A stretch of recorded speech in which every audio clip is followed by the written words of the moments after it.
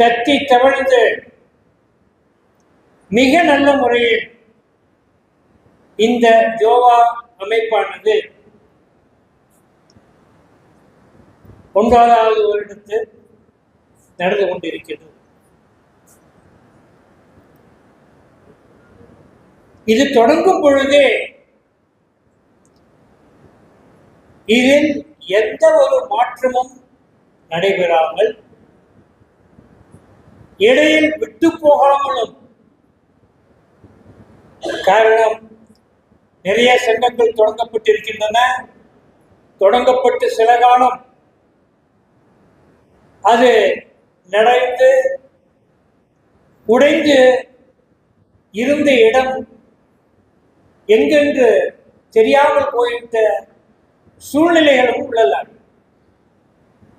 அம்மாதிரி இந்த ஜோவா என்ற அமைப்பு எக்காலத்திலும் முடியாதவாறு சட்ட திட்டங்களை உருவாக்கி அதன் பாதுகாவலர்களாக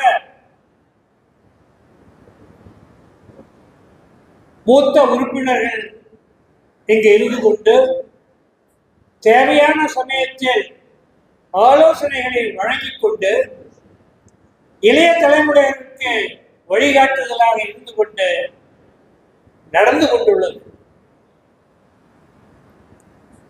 இந்த அமைப்பு அமைக்கும் பொழுதே நம்மளுடைய குறிக்கோள் ஒன்றுதான்.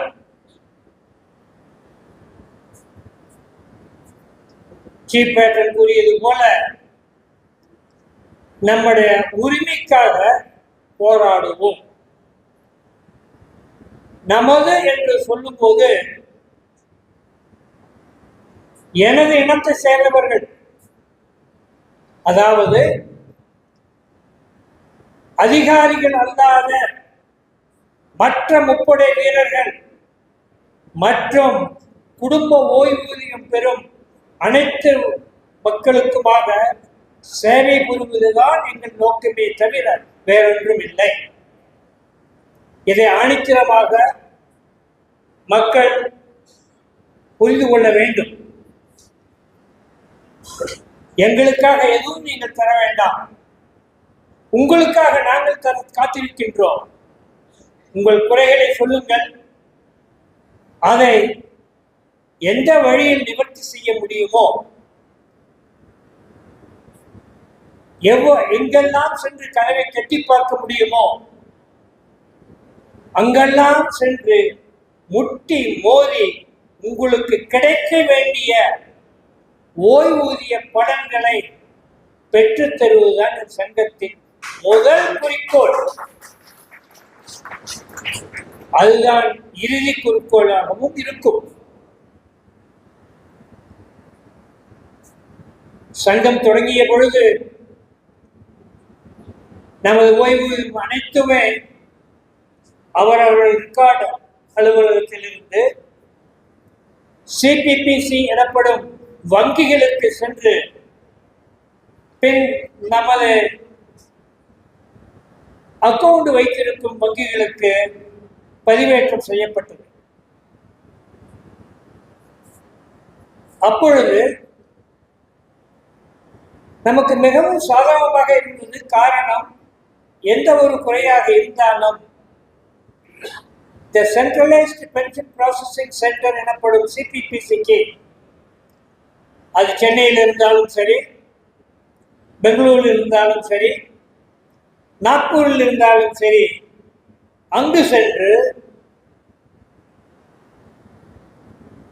நமது குறைகளை ஆக்கப்பூர்வமாக முடிந்த அளவு நமது ரெக்கார்டுகளை எடுத்துக்கொண்டு சென்று அதன்படி என்ன கிடைக்க வேண்டுமோ அதை கிடைக்க செய்வதற்கு எல்லா முயற்சிகளும் எடுத்து வெற்றி அடைந்தோம். சீஃப் பேட்டன் கூறியவாறு பல கோடி ரூபாய்களை பெற்றுத் தந்திருக்கின்றோம்.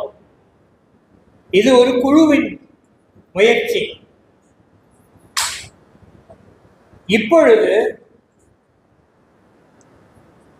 நாம் உங்களுக்கு அனைவருக்குமே தெரிந்ததுதான், வங்கிகளிலிருந்து மைக்ரேட் ஆகி ஸ்பார்ஸ் என்னும் ஒரு அமைப்புக்கு,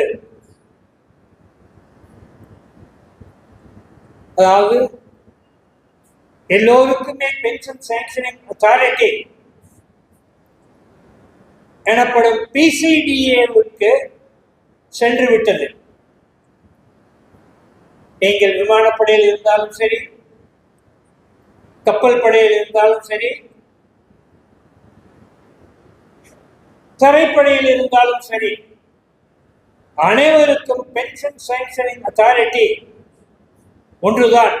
ரெக்கார்டு ஆபீஸிலிருந்து ரெக்கார்டுகள் அனுப்பப்படும். And final sanctioning authority PCDA தான். இன்றும் PCDA தான் சாங்ஷனிங் அத்தாரிட்டியாக இருக்கின்றது. அதில் ஒரு அங்கம் தான் இந்த ஸ்பார்ஸ் எனப்படும் ஒரு அமைப்பு. அந்த ஸ்பார்ஸ்